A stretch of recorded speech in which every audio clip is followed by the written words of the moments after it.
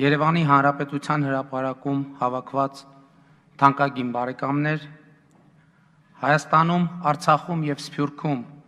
համացանցով ու հեռուստացույցով մեզ հետևող սիրելի հայրենակիցներ, հարգելի լրագրողներ, ազգային ժողովի հարգելի նախագահություն, հարգելի պատգամավորներ։ Այսօր հայոց արժանապատվության միջնաբերդի Շուշիի ազատագրման 16-րդ տարեդարձն է, և ես նախ և առաջ ուզում եմ բոլորիս շնորհավորել այդ դարակազմիկ և շրջադարձային հաղթանակի առիթով։ Մեծ խորհրդանիշ կա նրանում, որ Հայաստանում տեղի ունեցած ոչ բռնի, թավշյա ժողովրդական հեղափոխության դե յուրե հաղթանակը պետք է արձանագրվի հենց այսօր, Շուշիի ազատագրման տարեդարձի օրը։ Հայաստանի քաղաքացին և հայ ժողովուրդը այսօր ոգևորված են նույնքան, որքան Շուշիի ազատագրման օրերին։ Հայաստանի քաղաքացին և հայ ժողովուրդը այսօր հաղթանակած է նույնքան, որքան Շուշիի ազատագրման օրերին։ Հայաստանի քաղաքացին և հայ ժողովուրդը այսօր առավել քան երբևէ վստահություն ունեն դեպի ապագան և հավատում են սեփական ուժերին։ Հայաստանում տեղի ունեցած ոչ բռնի, թավշյա ժողովրդական հեղափոխությունը զարմացրել ու իհացրել է ամբողջ աշխարհին։ Հայաստանի քաղաքացու և հայ ժողովրդի վարկանիշն այսօր աշխարհում առավել բարձր է, քան երբևէ։ Հայաստանի Հանրապետության միջազգային հեղինակությունն այսօր առավել ծանրակշիռ է, քան երբևէ, և սա մի բացառիկ հնարավորություն է, որը մենք պետք է ծառայեցնենք մեր ժողովրդի, Հայաստանի Հանրապետության և Արցախի Հանրապետության շահերին, անշրջելի և անարգելի դարձնենք Շուշիի ազատագրման և ընդհանրապես 90-ականներին մեր ժողովրդի մղած ազատագրական պայքարի արդյունքները։ Եվ հիմա այս բարձր ամբիոնից, որպես Հայաստանի ժողովրդի կողմից առաջադրված վարչապետի թեկնածու, ուզում եմ սիրո և զորակցության ուղեր ցղել Արցախի Հանրապետությանը և նրա հերոսական ժողովրդին։ Սիրելի արցախցիներ, համոզված եղեք, որ Հայաստանում տեղի ունեցած սիրո և համերաշխության հեղափոխությունը ոչ միայն որևէ վտանգ չի պարունակում, այլև նորանոր հնարավորություններ է բացում Արցախի ժողովրդի և Արցախի պետականության համար։ Սա համազգային և համաժողովրդական զարթոնքի բացառիկ ժամ է, և ինչպես 1988 թվականի համազգային շարժումը հանգեցրեց Արցախի դե ֆակտո ինքնորոշմանը, հայկական հեղափոխության արդյունքը ի վերջո լինելու է Արցախի ինքնորոշման իրավունքի դե յուրե միջազգային ճանաչումը։ Այսօր առավել քան երբևէ մենք մոտ ենք այդ նպատակի իրագործմանը, որովհետև մեր համախմբումն ու լավատեսությունը հիրավի զորավոր ուժ է, իսկ Հայաստանի քաղաքացին, հայ ժողովուրդը համախմբված է լավատես ու հզոր Հայաստանում, Սփյուռքում և Արցախում։ Հարկ եմ համարում ընդգծել, որ նման վիճակը վերջին մեկ ամսվա ընթացքում Հայաստանում տեղի ունեցած բուռն քաղաքական իրադարձությունների առանց բացառության բոլոր կողմերի խոհեմության, պետական մտածողության և հայրենասիրության արդյունք է։ Ներքաղաքական երկարամյա հակամարտությունների 2008 թվականի մարտի 1-ի, 2004 թվականի ապրիլի 12-ի, 1996 թվականի սեպտեմբերի 26-ի միջով անցնելով, ներքաղաքական կյանքի բոլոր մասնակիցներս ըստ էության հանգել ենք լռելյան մի համաձայնության, լռելյան մի կոնսենսուսի, որ վերջ, բռնությունն այլևս տեղ չունի Հայաստանի ներքաղաքական կյանքում, ներքաղաքական և ընդհանրապես ներհայաստանյան հարաբերություններում ավտոմատները պետք է լռեն հավիտյան, և ժողովրդական կամքի անարարկելիությունը պետք է լինի այն առանցքը, որի շուրջ պետք է տեղի ունենա հայկական պետականության հետագա կայացումն ու հզորացումը։ Սիրելի հայրենակիցներ, հենց սա է լինելու ձևավորվող կառավարության գործունեության առաջնահերթությունը։ Հայաստանում, Արցախում և Սփյուռքում ձևավորել ազգային համերաշխության մթնոլորտ, Հայաստանում հաստատել իրավունքի և օրենքի վրա հիմնված ազգային միասնություն։ Բոլոր մարդիկ հավասար են օրենքի առաջ, Հայաստանում արտոնյալներ չեն լինելու և վերջ։ Ընտրությունների արդյունքները այլևս չեն կեղծվելու, ընտրակաշառք չի բաժանվելու և վերջ։ Արհեստական տնտեսական մենաշնորհներ չեն լինելու, յուրաքանչյուր ոք կարողանալու է զբաղվել իր նախընտրած բիզնեսով և վերջ։ Մարդու իրավունքները պաշտպանված են լինելու և վերջ։ Իշխանությունը փող աշխատելու միջոց չի լինելու, երկրից արմատախիլ է արվելու կոռուպցիան եւ վերջ։ Հաստատվելու է օրենքի իրավունքի գերակայություն եւ վերջ։ Որևէ մեկը թող չկասկածի, որ թեկուզ անցումային այս ժամանակահատվածում մեր կառավարությունը շրջադարձային փոփոխություններ է իրականացնելու։ Միևնույն ժամանակ հարկ եմ համարում կրկին ընդգծել, որ այս խնդիրները լուծվելու են առանց վենդետաների եւ առանց սեփականության վերաբաշխման, խստորեն պահպանելով օրինականությունն ու բոլոր քաղաքացիների իրավունքներն ու օրինական շահերը։ Քաղաքական եւ տնտեսական հետապնդումների էջը այլևս փակված է Հայաստանում, եւ օրենքը հավասարաբար եւ նույն կերպ պիտի գործի ինչպես քաղաքական համախոհների ու մերձավորների, այնպես էլ քաղաքական մրցակիցների ու քննադատների նկատմամբ։ Սա է հայկական հեղափոխության հիմնական եւ ամենակարևոր ուղերձը,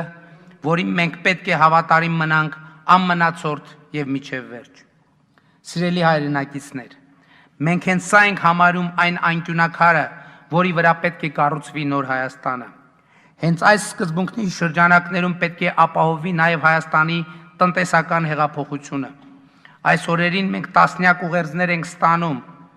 Սփյուռքի մեր հայրենակիցներից, ովքեր հավաստիացնում են, թե կազմ ու պատրաստ սպասում են ներքաղաքական իրավիճակի հանգուցալուծմանը, որպեսզի վերադառնան Հայաստան եւ լծվեն սեփական հայրենիքի շենացման գործին։ Եվ ես ուզում եմ քաջալերել բոլոր մեր հայրենակիցներին, ովքեր ներդրումներ են պատրաստվում անել Հայաստանում, նորանոր բիզնեսներ հիմնադրել, տասնյակ հազարավոր աշխատատեղեր ստեղծել։ Ուզում եմ նաև դիմել մեր այն հայրենակիցներին, ովքեր արտերկրում բիզնես հաջողությունների են հասել, այս ընթացքում որպես օգնություն միլիոնավոր դոլարներ են ուղարկել Հայաստանում գտնվող իրենց հարազատներին ու բարեկամներին, բայց որևէ բիզնես չեն հիմնադրել, որևէ ներդրում չեն արել, բոլորիս հայտնի արհեստական խոչընդոտների պատճառով եւ այժմ էլ դեռևս վստահ չեն, արժե դա անել, թե ոչ։ Եվ ուրեմն, սիրելի հայրենակիցներ, ձեր վերադարձի ժամը եկել է։ Իմ վարչապետ ընտրվելը ինքնաբերաբար կնշանակի ձեզ հայտնի բոլոր տեսակի խոչընդոտների ու ապօրինությունների վերացում։ Հայաստանի տնտեսական դաշտը սպասում է ձեր ներդրումներին, եւ այս գործընթացը պետք է սկսել անմիջապես եւ առանց հետաձգման, որովհետեւ սա ոչ միայն տնտեսական վերածննդի, այլև ազգային անվտանգության հրատապ հարց է։ Հայկական կապիտալի ներհոսքին զուգընթաց պետք է մեկնարկի մեծ հայրենադարձության գործընթացը եւ հայ ժողովրդի ավելի քան հազարամյա արտագաղթի անիվը պետք է ետ պտտվի, հանգեցնելով Հայաստանի բնակչության շարունակական աճի։ Եվ հենց այս գործընթացն է, որ պետք է արժևորի հայկական պետականության գոյությունը, որովհետև մեր ընկալմամբ Հայաստանի Հանրապետության գոյության ամենակարևոր իմաստն ու նպատակը հայության մարդկային, տնտեսական, ֆինանսական, մտավոր ներուժի կամ նրա հիմնական մասի կենտրոնացումն է սեփական տարածքում եւ այդ ներուժի անվտանգության ու բնականոն զարգացման ապահովումը։ Ուզում եմ ընդգծել, որ այս ձևակերպումն ու նպատակը մենք համարում ենք հայ ժողովրդի ազգային գաղափարախոսության ողնաշարն ու առանցքը եւ այս գաղափարի իրագործման շուրջ պետք է համախմբել մեր ողջ ազգային ներուժը։ Ըստ այդմ մենք պետք է լրջագույն բարեփոխումներ իրականացնենք, որոնք ուղղված կլինեն Սփյուռքի ներուժը ոչ միայն Հայաստանի տնտեսության, գիտության, կրթության, անվտանգության, այլև պետականաշինության ոլորտում առավել արդյունավետ ներգրավելու համար եւ լրջագույնս պետք է մտածել սրան խանգարող օրենսդրական կարգավորումները վերացնելու մասին։ Մեր պատրաստակամությունն ենք հայտնում Սփյուռքի ներկայացուցիչների հետ այս թեմայով ինստիտուցիոնալ խոսակցություն սկսելու եւ գործնական քայլեր իրականացնելու վերաբերյալ։ Սիրելի հայրենակիցներ, խոսելով Սփյուռքի ներուժի մասին, որևէ կերպ չեմ ցանկանում նսեմացնել այն ներուժը, որ այսօր արկա է Հայաստանում։ Մենք համոզված ենք, որ Հայաստանի պետական կառավարման, քաղաքական համակարգում արկա են բազմաթիվ բարձր պրոֆեսիոնալներ, որոնց տաղանդն ու ստեղծագործական միտքը բավարար չափով չեն դրսևորվել քաղաքական լճացման իրավիճակի պատճառով։ Ուզում եմ հստակ ընդգծել, որ մենք ոչ միայն չենք պատրաստվում կադրային ջարդ իրականացնել, այլև ընդհակառակը ցանկանում ենք համախմբված տեսնել պետական կառավարման համակարգում արկա լավագույն ներուժը, մեկտեղել մեր ջանքերը հայրենիքի շենացման եւ հզորացման գործում։ Մենք հույս ենք դնում պետական կառավարման համակարգում գործող բոլոր այն պրոֆեսիոնալների վրա, ովքեր իրենց դիրքին ու պաշտոնին հասել են տաղանդի ու աշխատասիրության շնորհիվ։ Ես համոզված եմ, որ Հայաստանում կենտրոնացած է նաև լրջագույն տնտեսական ներուժ։ Հայաստանյան բիզնեսը ըստ էության գերեվարված է եղել իշխանական կոռումպացված համակարգի կողմից եւ ին վարչապետ ընտրվելու պարագայում երաշխավորում են բիզնեսի ազատ agrումը կոռուպցիոն համակարգի առաջ ունեցած պարտավորություններից, ակնկալելով, որ արդյունքում ազատված միջոցները ոչ թե կծվարեն օտարերկրյա բանկերում, այլ կդառնան ներդրումներ Հայաստանի տնտեսության մեջ եւ հատկապես այն մարզերում, որտեղ գործազրկության ծանր շունչը զգացվում է առավել ցայտուն։ Այսօր ի դեպ շատ է խոսվում այն մասին, որ գործարար դաշտում ընթացիկ քաղաքական փոփոխությունների վերաբերյալ մտավախություններ, լարվածություններ ու վախեր կան, բայց ելի ուզում եմ ընդգծել, որ ազգային այս զարթոնքը վերածնունդը հնից զատվելու շանս է տալիս յուրաքանչյուրին, ով պատրաստ է լինել նոր Հայաստանի նոր քաղաքացի, ով պատրաստ է չարհամարել պետական եւ հանրային շահը։ Սիրելի հայրենակիցներ, հարկ եմ համարում ընդգծել, որ չափազանց կարևորում եմ տնտեսական զարգացման սոցիալական էֆեկտը։ Տնտեսության զուտ վիճակագրական աճերը, որոնք էական ոչինչ չեն փոխում մարդկանց կյանքում, մնում են որպես սովորական վիճակագրություն։ Մինչդեռ մեզ հարկավոր է կիրառել տնտեսական զարգացման այնպիսի մոդել, որը իրապես կփոխի մարդկանց կյանքը, կդառնա գործազրկության կրճատման եւ աղքատության հաղթահարման իրական գործիք։ Մեզ հարկավոր է կիրառել տնտեսական զարգացման այնպիսի մոդել, որը կտրուկ կմեծացնի պետական բյուջեի եկամուտները, ինչերի հերթին հնարավորություն կտա մտածել կենսաթոշակների, բյուջետային հիմնարկների աշխատողների աշխատավարձերի իրական աճի մասին։ Այս առումով ուզում եմ ընդգծել տնտեսական զարգացման 3 հիմնական առաջնահերթություն։ Առաջնահերթություն թիվ 1. Հայաստանում հեղափոխական տեմպերով պետք է զարգացնել բարձր տեխնոլոգիաների ոլորտը, ինչի նախապայմանները ըստ էության այսօր առկա են մեր երկրում։ Ոլորտի զարգացման ռազմավարական նպատակը պետք է լինի ռազմարդյունաբերական համալիրի կայացումը, որը ի վիճակի կլինի ապահովել մեր բանակի մարտունակության եւ ազգային անվտանգության մակարդակի բարձրացումը։ Ընդ որում, ռազմարդյունաբերական համալիր ասելով, մենք պետք է հասկանանք ոչ միայն այսօր գոյություն ունեցող տեխնոլոգիաների որդեգրումն ու կիրառումը,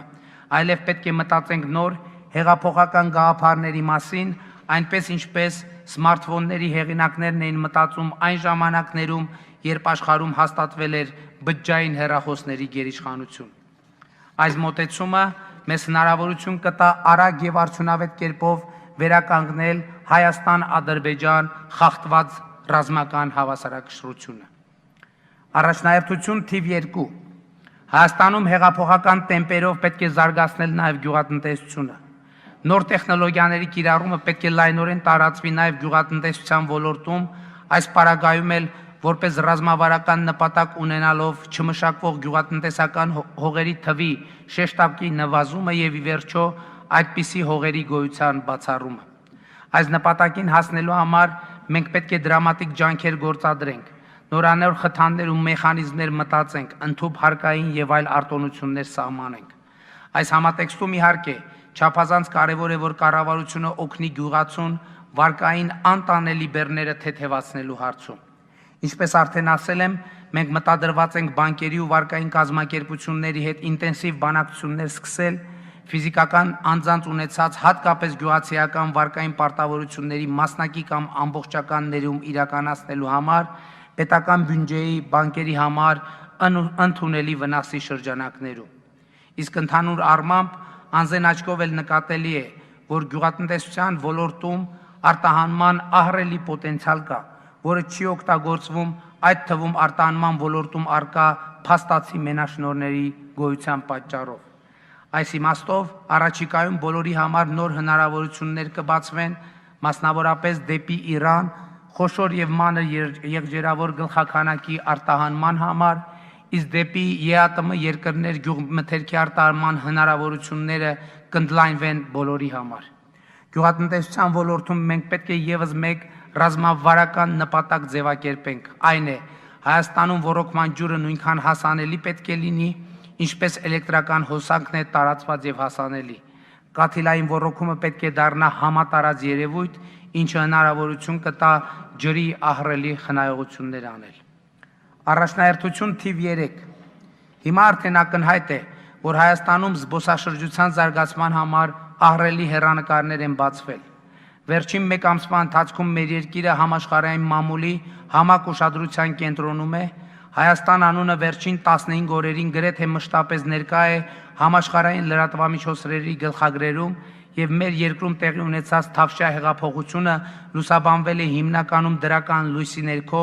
աննախադեպ բարձր մակարդակի հասնելով մեր երկրի եւ ժողովրդի վարկանիշը։ Սա ստեղծում է բոլոր նախադրյալները, որ տարվա երկրորդ կեսին մենք զբոսաշրջության աննախադեպ աճ ունենանք, որովհետև կանխատեսելիորեն մարդիկ պիտի ցանկանան գալ տեսնելու, թե այսինչ երկիր է, որ կարողացել է սիրո եւ համերաշխության այնպիսի հեղափոխություն անել, որ հուզել եւ գրավել է համաշխարհային հանրությանը։ Զբոսաշրջիկների թվի այս սպասվող աճը բացառիկ հնարավորություն է ստեղծում փոքր եւ միջին բիզնեսի զարգացման համար։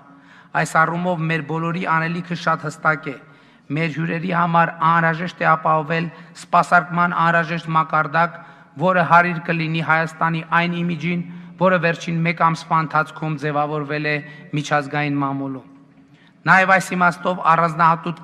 կարևորում եմ ոստիկանության եւ մյուս իրավապահ մարմինների աշխատանքը։ Այս մարմինները հանրության հետ համագործակցված պետք է ապահովեն, որպեսզի քրեացին ակտիվությունը Հայաստանի Հանրապետությունում շատ արագ հասնի աննախադեպ ցածր մակարդակի։ Հանրապետությունում այսօր հաստատված մթնոլորտը նման արդյունքի հասնելու բացառիկ հնարավորություն է տալիս։ Զբոսաշրջության զարգացման տեսակետից չափազանց կարևոր եմ համարում օդային տրանսպորտի գների անկման ուղղված ջանքերի գործադրումը։ Սիրելի հայրենակիցներ, իմ վարչապետ ընտրվելուց հետո Հայաստանի արտաքին քաղաքականության առանցքը լինելու է Հայաստանի եւ հայ ժողովրդի հավաքական շահը։ Ինչպես արդեն հայտարարել եմ, Հայաստանը կշարունակի մնալ Եվրասիական տնտեսական միության անդամ եւ մենք կգործադրենք բոլոր հնարավոր ջանքերը այս կազմակերպությանը Հայաստանի անդամակցությունը առավել արդյունավետ դարձնելու համար։ Հայաստանը կշարունակի մնալ նաեւ հավաքական անվտանգության պայմանագրի կազմակերպության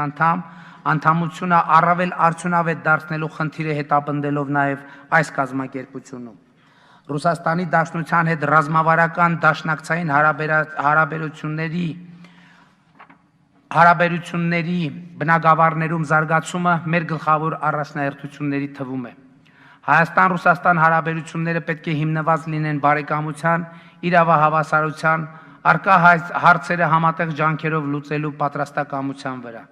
Մենք Ռուսաստանի հետ ռազմական համագործակցությունը դիտարկում ենք որպես Հայաստանի անվտանգության ապահովման համակարգի կարևոր գործոն։ Մեր առաջնահերթություններից է եվրոպական երկրների եւ Եվրամիության հետ հարաբերությունների խորացումը։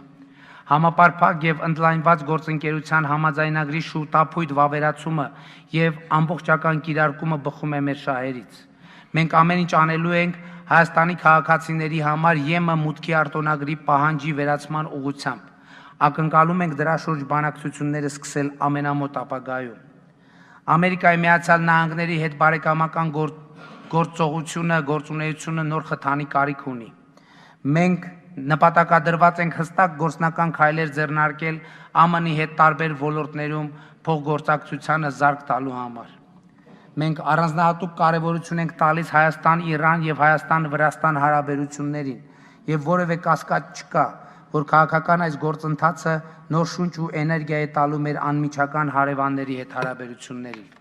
Մենք խորացնելու ենք Հայաստանի հարաբերությունները Չինաստանի հետ եւ արտաքին քաղաքական այս ուղղությունը համարում ենք շատ կարևոր։ Պակաս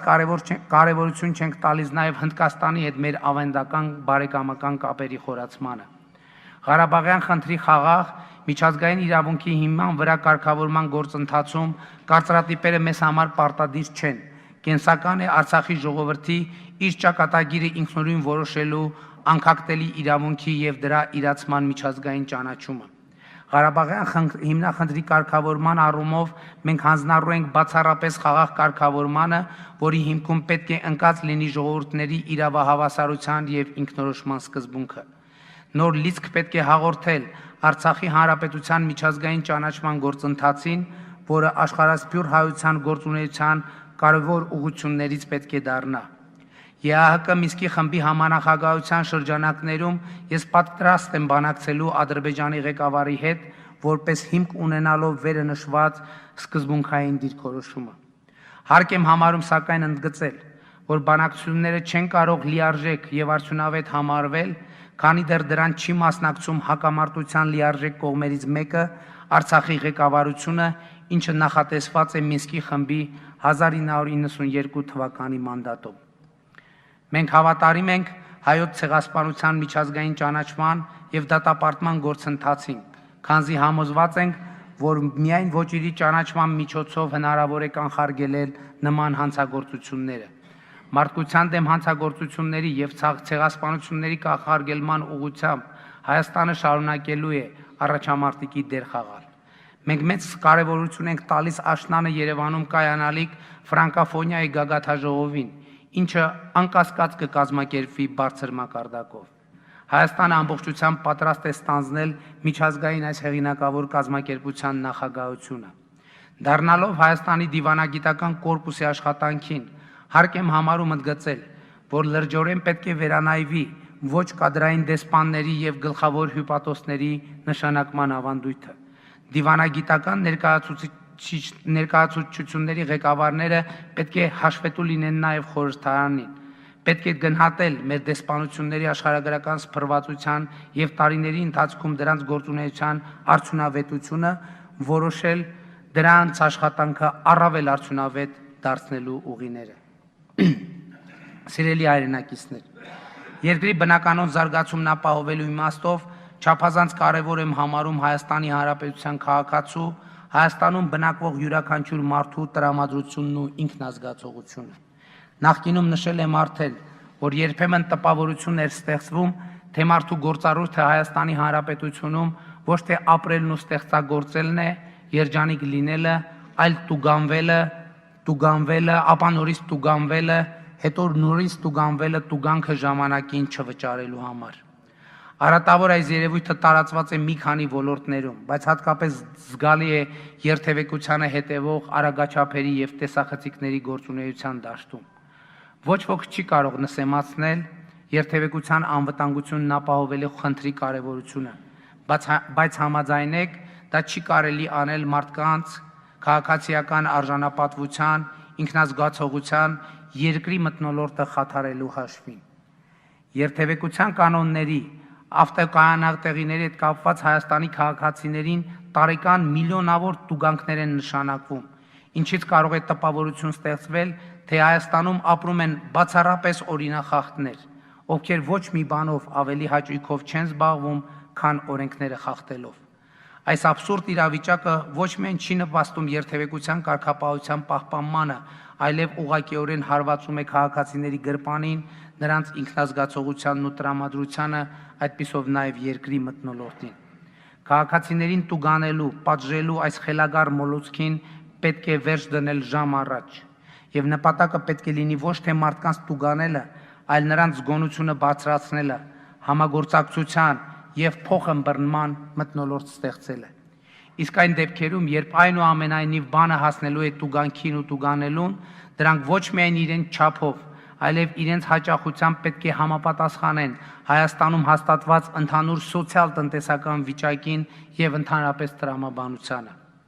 Այս մոտեցումը անհրաժեշտ է որդեգրել ոչ միայն երթևեկության անվտանգության, ավտոկայանատեղիների, այլև ընդհանրապես բոլոր ոլորտներում։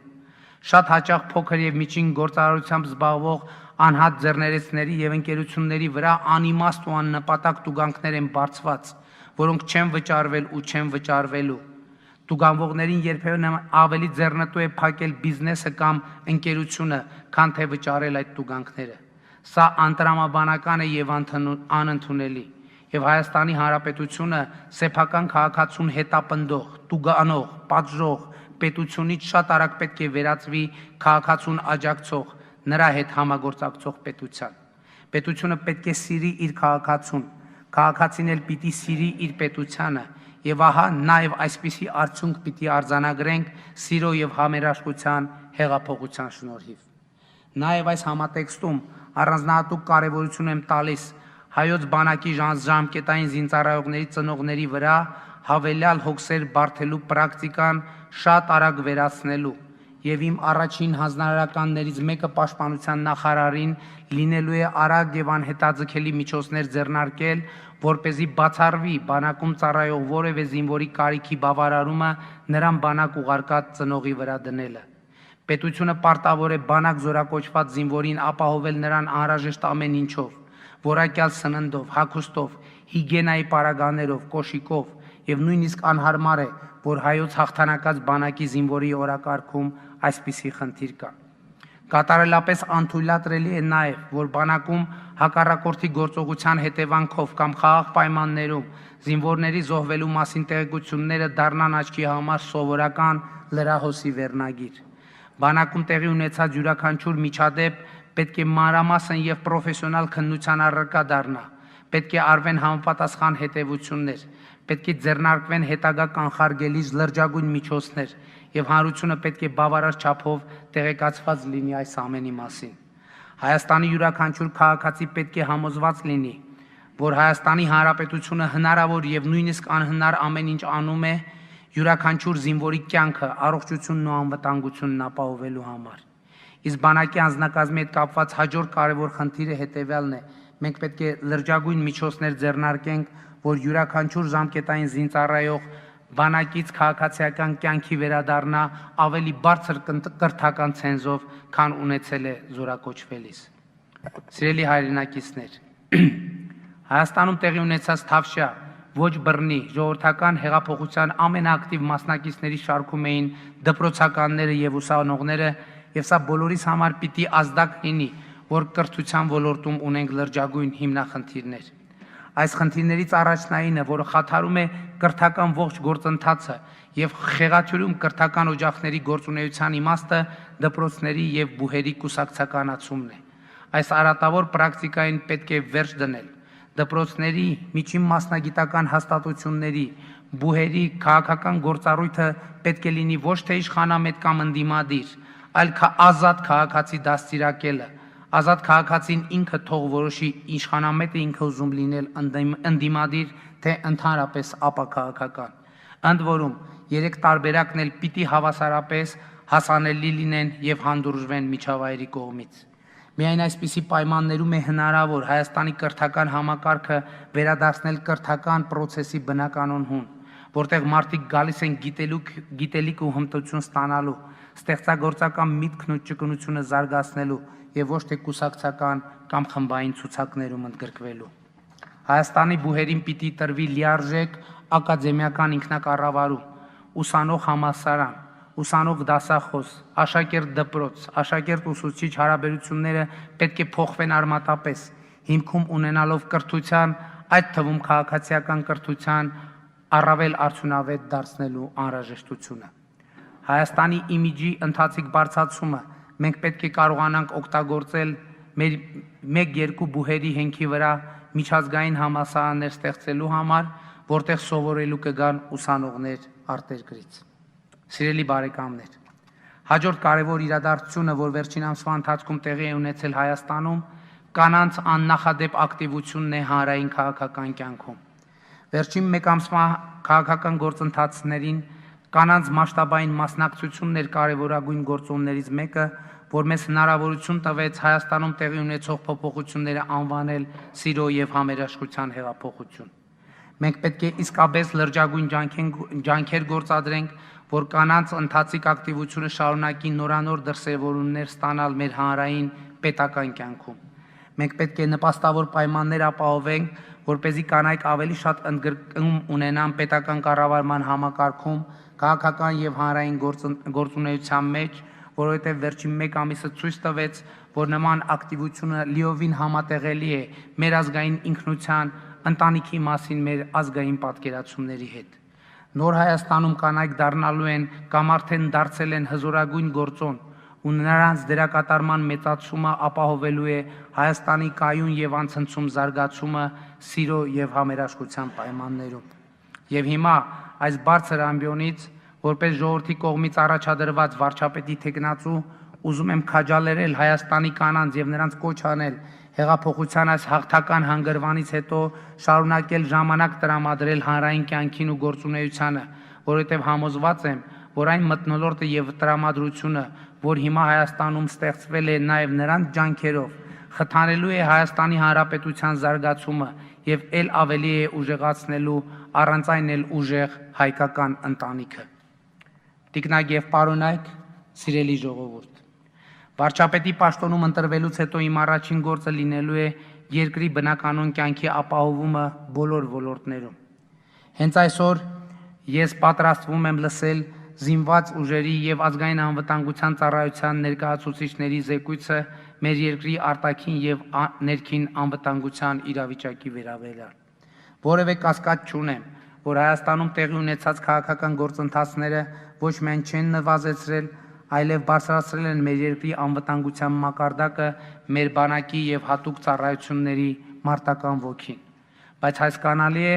որ լրջագույն ջանքեր եմ գործադրելու զինված ուժերի սպառազինության բնականon մատակարարումները եւ այլ մատակարարումները բանակի եւ հատուկ ծառայությունների բնականon գործունեությունն ապահովելու համար։ Պետական բյուջեի եկամուտների հավաքագրումն ու ծախսերի իրականացումը պետք է տեղի ունենան բնականon ռեժիմով։ Եվ ես հայաստանյան փոքր, միջին եւ մեծ բիզնեսի խոշոր բիզնեսի բոլոր ներկայացուցիչներին, բոլոր իրավաբանական անձանց կոչ եմ անում պատշաճ եւ ժամանակին կատարել բոլոր հարկային պարտավորությունները պետական եւ հանրային կյանքի բնականon կազմակերպումը չխաթարելու համար։ Ուզում եմ դիմել նաեւ հաշվիչ դրամարկային մեքենա կիրառող եւ նրանց ծառայություններից օգտվող քաղաքացիներին։ Սիրելի հայրենակիցներ, հեղափոխությունը իմաստ չի ունենա, եթե մեր վարքագծում էական փոփոխություններ տեղի չունենան։ Եվ բոլոր նման ձեռնարկատերերին կոչ եմ անում կատարված բոլոր գործարքների համար, ինչպես եւ պահանջվում է օրենքով, անպայման ՀԴՄ կտրոն տրամադրել եւ բացառել ՀԴՄ կտրոն չտրամադրելու պրակտիկան, իսկ քաղաքացիներին կոչ եմ անում բոլոր խանութներում, սրճարաններում, ՀԴՄ-ով աշխատող բոլոր տեղերում առանց բացառության հետեւական եւ սկզբունքային պահանջել կտրոնները։ Սա հնարավորություն կտա էականորեն ավելացնել պետական բյուջեի եկամուտները եւ առավել արդյունավետ իրականացնել պետական կառավարումը։ Ի վերջո համոզված եղեք, որ պետությանը ձեր վճարած գումարները ոչ թե թալանվելու են, այլ ծառայելու են մեր ազգային եւ պետական շահերի սպասարկմանը, քաղաքացիների իրավունքների եւ օրինական շահերի պաշտպանությանը, գործարար միջավայրի բարելավմանը։ Երկրի բնական կյանքի ապահովմանը զուգընթաց կառավարությունը պետք է ձեռնարկի նաև լրջագույն բարեփոխումներ։ Ուզում եմ հատուկ ընդգծել, որ մենք ունենք առողջապահության, սոցիալական ապահովության, գյուղատնտեսության եւ այլ ոլորտներում բարեփոխումներ իրականացնելու սեփական հայեցակարգեր, բայց սա որևէ կերպ չի նշանակում, թե մենք պատրաստվում ենք ինքնաբերաբար մերժել նախորդ կառավարության ձեռնարկած բարեփոխումները։ Ընթացիկ այն ծրագրերը, որոնց արդյունավետությունն ու անհրաժեշտությունը կասկած չեն հարուցում, կիրականացվեն բնականon ընթացքով, իսկ այն բարեփոխումները, որոնք խնդրահարույց են կամ հանրային լայն քննադատություն ու կասկածներ են հարուցում, կրկին կդրվեն քննարկման եւ լավարկման, հանրային կասկածներն ու մտահոգությունները փարատելու համար։ Իսկ եթե պարզվի, որ մտահոգությունները հիմնավոր են եւ փոփոխությունների արդյունավետությունը կասկածելի, այդ ծրագրերը կվերանայվեն։ Ուզում եմ ընդգծել, որ առանձնահատուկ կարևորություն եմ տալիս առողջապահության ոլորտի բարեփոխումներին։ Մենք պետք է կարողանանք հնարավորինս արագ հասնել այնպիսի արդյունքի, որ բուժման եւ բժշկական սպասարկման կարիք ունեցող որևէ մեկը, այսպես ասած, հիվանդանոցի դռներին չմնա։ Առաջիկայում, ինչպես եւ խոստացել եմ, հանդիպում կունենամ մշակութային դաշտի ներկայացուցիչների հետ, նրանց հետ քննարկելու համար Հայաստանը մշակութային ճգնաժամից հանելու, մեր երկրում մշակութային հեղափոխություն իրականացնելու ուղիներն ու ճանապարհային քարտեզը։ Նկատի ունեմ կառավարությունը առաջիկա ամիսներին լիարժեք եւ վերանդում գործունեություն կծավալի հանրային պետական կյանքի ապահովման առանց բացառության բոլոր ուղղություններով,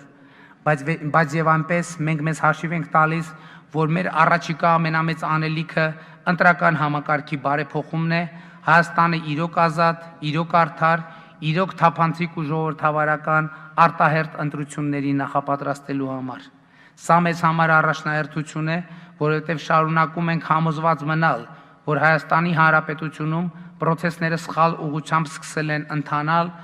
երբ երկում սկսել են կիրառվել ընտրությունների արդյունքները կեղծելու, ընտրողների ազատ կամ արտահայտմանը խոչընդոտելու առատավոր պրակտիկան եւ մենք պետք է ինչպես բարոյահոգեբանական, այնպես էլ օրենսդրական եւ տեխնիկական միջավայր ապահովենք հետագայում այսպիսի որևէ դրսևորում թույլ չտալու համար։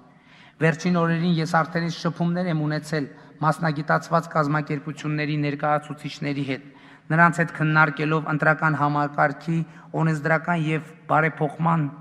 օրենսդրական եւ տեխնիկական բարեփոխման հնարավորությունը եւ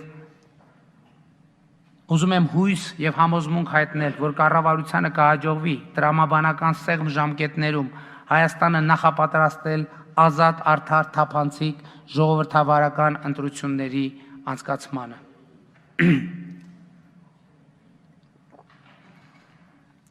Սիրելի ժողովուրդ, Հայաստանի Հանրապետության հպարտ քաղաքացիներ,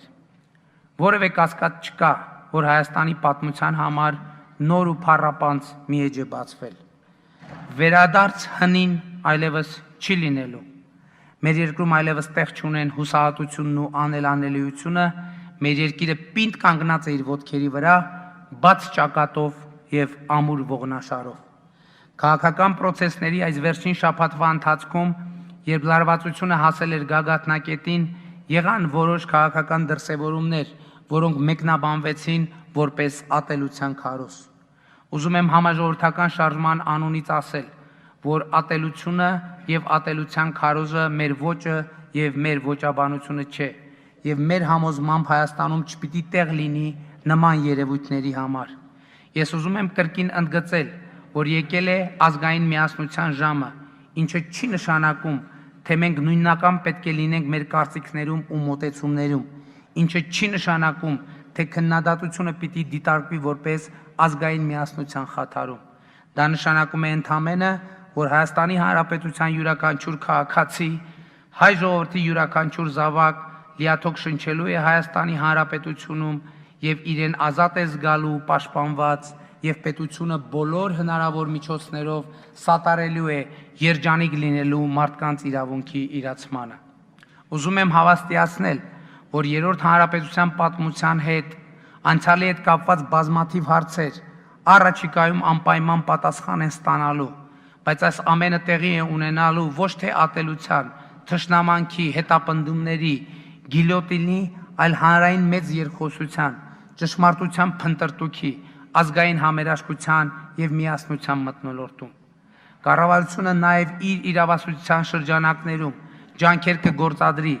որ քաղաքական գործունեության համար բանտերում հայտնված անձինք օր առաջ ազատ արձակվեն եւ մենք ի վերջո ազատվենք քաղբանտարկյալ ունեցող երկրի ամոթալի խարանից։ Սիրելի ժողովուրդ, այսօր մենք բացում ենք Հայաստանի Հանրապետության եւ հայ ժողովրդի պատմության մի փառավոր էջ։ Եվ ուրեմն կեցցե ազատությունը, կեցցե Հայաստանի Հանրապետությունը, կեցցենք մենք եւ մեր երեխաները, որ ապրում ենք ազատ եւ երջանիկ Հայաստանում։ Շնորհակալություն։